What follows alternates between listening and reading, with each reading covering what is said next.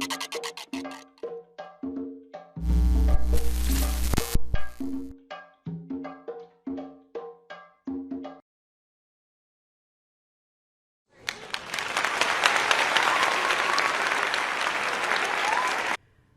your hand if you've ever been told that you're too much. Too loud, too quiet, too sensitive, too intense, you talk too fast. Now look around the room. Those of us who are neurodivergent have heard these phrases even before we hear a diagnosis. I've lived in an echo chamber of too much, too bossy, too competitive, too controlling. And those phrases became my exhausting inner voice that criticized every move I made at work and self-edited every thought I had, which, by the way, is a lot of thoughts, until I finally took a step back and realized that I wasn't exhausted from being too much. I was exhausted from pretending to be less. So if you've ever been told you're too much, you are exactly whom businesses should be hiring right now.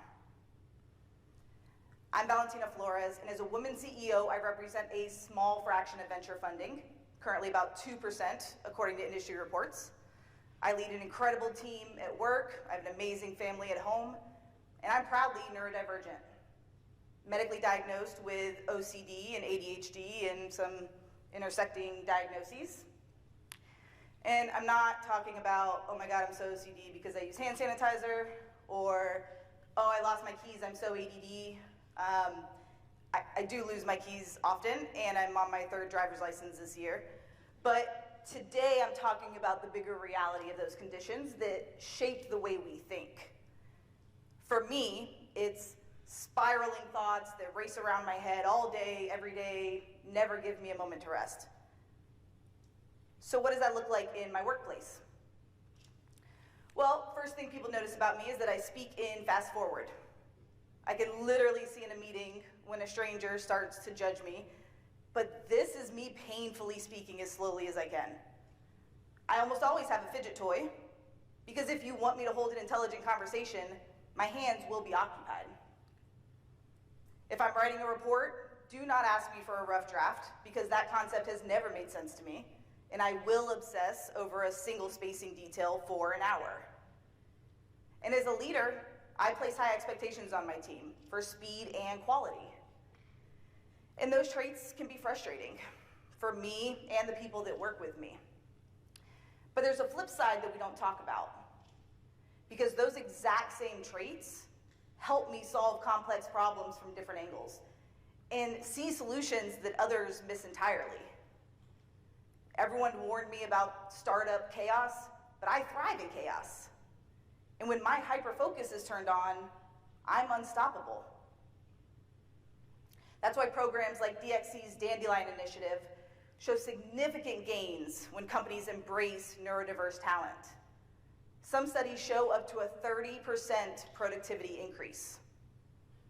And yet for years, I hid these traits because I was worried and told that I was too much.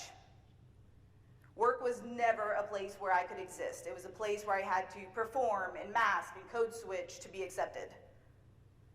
I deleted exclamation points in every email after reading an article about how to email like a man. I kept quiet when I noticed risks because I was called a pessimist if I spoke up. I downplayed my achievements, and I still do, because people like humble women better. And I proudly called myself a chameleon because of my ability to blend in. And for a long time, all of that worked. I was successful, my colleagues liked me, I was the perfect chameleon. But the truth is that being a successfully masking woman drained me. I spent years trying to be extra nice so that no one would call me bossy, even though they did anyway. Years celebrating others' wins loudly while keeping my own quiet, because I've always been criticized for being too competitive. Years excelling all day at work, only to cry in the car on the way home from just that heavy exhaustion of pretending. And that's what led me to change. Not one transformative moment, but thousands of small ones that shrank me over time. You see, my echo chamber was pretty one-sided. Tell me, why is it that in every single job interview, we're asked about strengths and weaknesses, classic duality. But when it comes to ADHD, we only talk about the scattered state and we don't brag about hyperfocus. For those on the autism spectrum, hiring managers worry about awkward social interactions and not unmatched reliability and logical reasoning. For dyslexia, we worry about spelling errors in reports, but who cares? Businesses have autocorrect. What they don't have is that unique nonlinear thinking that comes with dyslexia. Once I started to realize the competitive advantages of my brain, I began unmasking and everything changed. So if you're exhausted with blending in, stop trying to. Let's focus on reframing for a bit, because while you may be well aware of your weaknesses, you probably don't name the strengths within them. Are you easily distracted? I think you can pivot really quickly and multitask well. Anyone call you impulsive? Or can you just make decisions quickly, which, by the way, crucial in business? I hate the word perfectionist. Maybe you just have high standards. And who here dreads networking?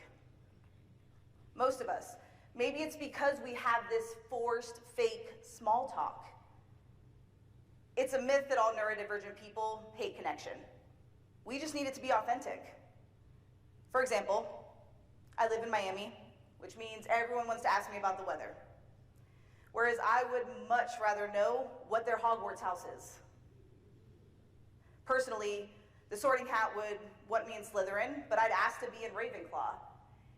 And doesn't that tell you so much more about me than the fact that, surprise, it's probably hot in Miami right now? That's why we hate networking. Once I realized how my brain worked, I started working with it and not against it. But it's not that simple, because others have to embrace it too, which is why leaders have to be a part of this conversation. I was only able to embrace my strengths because years of masking gave me the privilege of leadership, where I could begin to take off the mask a bit. Not all the way, because no one's allowed to see all the crazy in here, but enough. And most people don't have that privilege, especially at work, because we live in a world obsessed with culture fit. Companies don't hire the best thinkers. They hire people that interview well, make the right kind of eye contact, aren't awkward, don't have fidget toys. And what they're doing is they're building teams that all think, act, and problem solve in the exact same way. And then they're wondering why innovation is stalling, burnout skyrocketing, creativity is flatlining.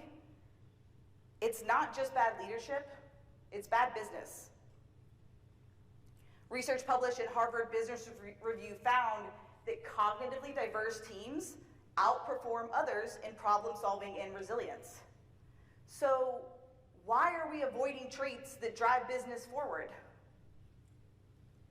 To leaders listening now, first, stop hiring the same brain in different bodies. Do this by using skills-based interviews instead of personality fit screens. Yes, team fit is important, but not making eye contact doesn't mean someone's not a team player. Second, forget how businesses were set up to run 100 years ago. This forced 9-to-5 model where office employees scroll social media for half the time is not the only way. Companies are starting to experiment with flexibility. For example, Microsoft Japan tested a 4-day work week and found a 40% lift in productivity. While companies like Nike and HubSpot have implemented mental health initiatives and even mandatory time off, because studies now show that work flexibility increases productivity. Not just for those employees who are neurodiverse, but for all employees. Lastly, for leaders, there's no one size fits all here. So give up on trying to find a magic solution that works for everyone, and just start asking your team how they think, not just what they think. And for everyone else listening, this matters because someone that you love, work with, or pass by every day is neurodivergent. It could be your child, your sister, a stranger on the street, or that person that you judged in the meeting for talking too fast. So, if you've ever been told you're too much, raise your hand one more time. If you're too much, remember that there are people and places ready for more.